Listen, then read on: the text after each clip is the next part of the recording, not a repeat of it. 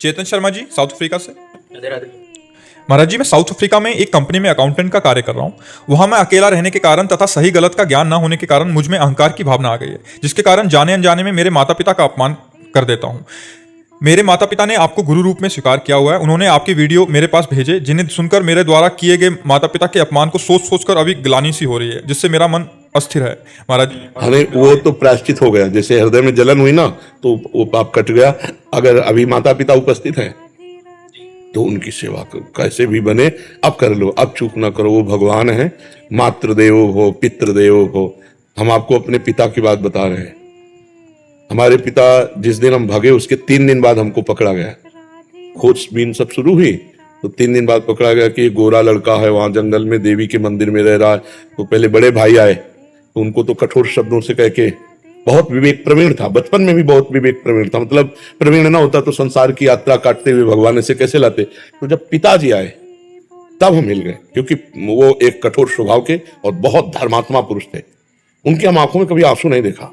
बहुत ही दृढ़, सर्दी गर्मी भूख प्यास सब बर्दाश्त करके संतों की सेवा करना, गृहस्थ एकदम किसान आदमी ऐसे।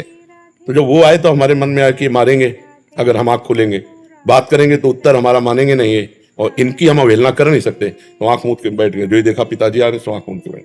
वो नजदीक आए अपने स्वभावस, उठ खड़ा हो, नहीं खड़े हुए। खड़ा हो, नहीं खड़े।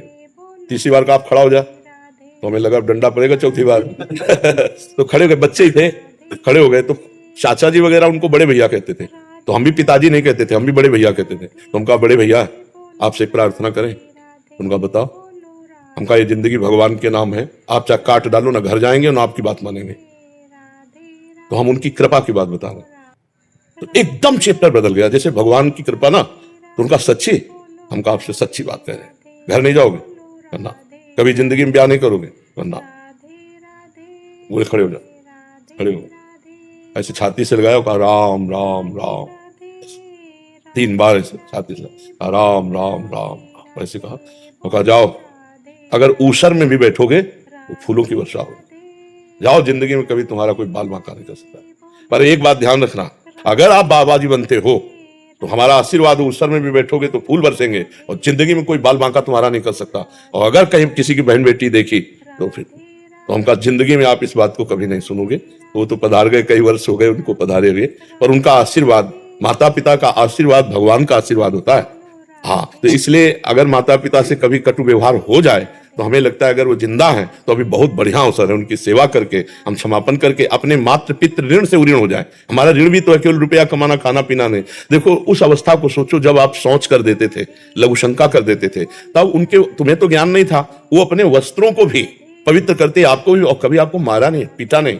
जब आप अबोध अवस्था में थे, अब आप बोधवान हुए हैं तो आप उनको कटु वचन बोले, अगर उनकी सेवा ना करें। देखो बूढ़े माता पिता, ऐसी स्थिति आ जाती है कि उठना मुश्किल होता है, अपनी सेवा करना मुश्किल होता है। अच्छा, स्वभाव में चिड़चिड़ापन आ जाता है। आप लाख सेवा करोगे, दूसरा कोई आएगा तो आपकी वो निंदा करेंगे कि कुछ सेवा नहीं करता, फिर भी आपको बुरा नहीं मानना, उनकी सेवा। अगर ऐसा कर ले गए तो मातृदेव हो पितृदेव हो, माता पिता का आशीर्वाद भगवान से मिला सकता है। भगवान से, माता पिता साक्षात भगवान ही है, सब में भगवान। माता पिता तो मातृ, शास्त्र कहता है, हमारा उपनिषद कहता है मातृदेव हो पितृदेव हो। तो आप माता पिता की आराधना करो। जो गलती हो गई है उसका तुम्हें ताप हुआ, इसलिए समापन हो गया है। और जहां तक हो सके अर्थ प्रधान बुद्धि ना रखो, धर्म प्रधान बुद्धि रखो। पहले धर्म है, फिर अर्थ है, फिर काम है, फिर मोक्ष है। तो अर्थ भी कमाओ। अगर माता पिता के पास अर्थ भेजने से काम चल जाता है तो बढ़िया है, और नहीं बनता, आपकी जरूरत है तो आप या तो भारत आओ या उनको वहां ले जाओ। उनकी सेवा शुश्रूषा जरूर करो, क्योंकि हर आदमी यही चाहता है मेरे एक संतान तो हो ही जाए।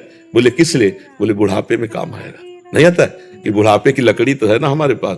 और अब क्या होता है, नए नए बच्चे वृद्धाश्रम भेज दिए जो धन संपन्न है, और नहीं संपन्न तो घर से निकाल दिए। बड़ी अव्यवस्था वृद्धों की होती है। तो जिन घरों में बड़े बूढ़ों का अपमान होता है उन घरों में कभी लक्ष्मी सफल नहीं होती, शांति नहीं, सुख नहीं, बड़े अशांति होगी, पक्का समझ लीजिए। और जो अपने माता पिता का अपमान करते हैं उनके पुत्र कभी ऐसे प्रवीण नहीं हो सकते कि वो अपने माता पिता को सुख दे। वो पूरा ब्याज सहित दुख देंगे, ब्याज सहित। इसलिए हमें लगता है कि अवसर है, हम जब भगवान के श्री विग्रह को रखकर प्यार कर सकते हैं तो अब चलते फिरते माता पिता में भगवान का भाव क्यों नहीं कर सकते?